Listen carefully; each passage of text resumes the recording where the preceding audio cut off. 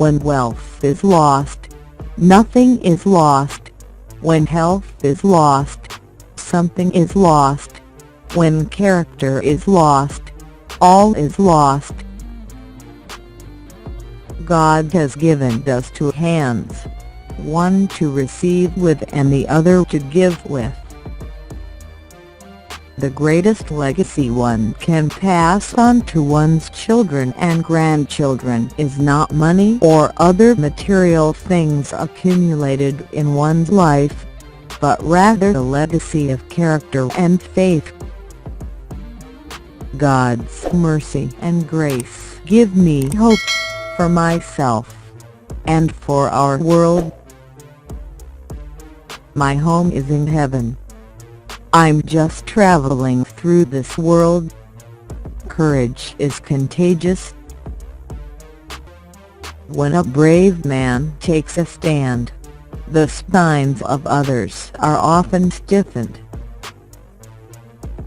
The child who is allowed to be disrespectful to his parents will not have true respect for anyone. It is not the body's posture, but the heart's attitude that counts when we pray. The highest form of worship is the worship of unselfish Christian service. The greatest form of praise is the sound of consecrated feet seeking out the lost and helpless. Nothing can bring a real sense of security into the home except true love. I used to read 5 Psalms every day. That teaches me how to get along with God. Then I read a chapter of Proverbs every day, and that teaches me how to get along with my fellow man. Every day is a gift from God, no matter how old we are. Our society strives to avoid any possibility of offending anyone, except God. God will prepare everything for our perfect happiness in heaven, and if it takes my dog being there, I believe he'll be there. The Christian life is not a constant high. I have my moments of deep discouragement. I have to go to God in prayer with tears in my eyes, and say, "Oh God, forgive me, or help me." Being a Christian is more than just an instantaneous conversion. It is a daily process whereby you grow to be more and more like Christ.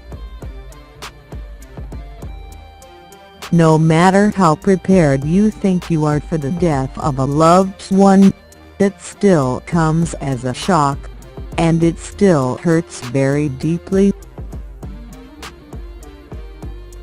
Each life is made up of mistakes and learning, waiting and growing, practicing patience and being persistent.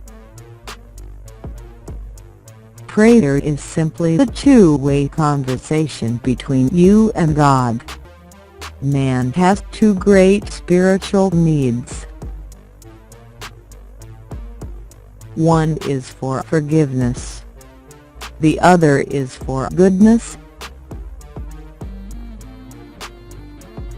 Make sure of your commitment to Jesus Christ, and seek to follow Him every day.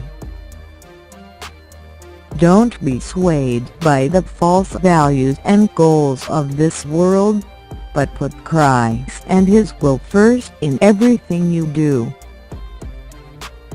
Once you've lost your privacy, you realize you've lost an extremely valuable thing. God is more interested in your future and your relationships than you are. Give me 5 minutes with a person's checkbook. and I will tell you where their heart is. God proved his love on the cross.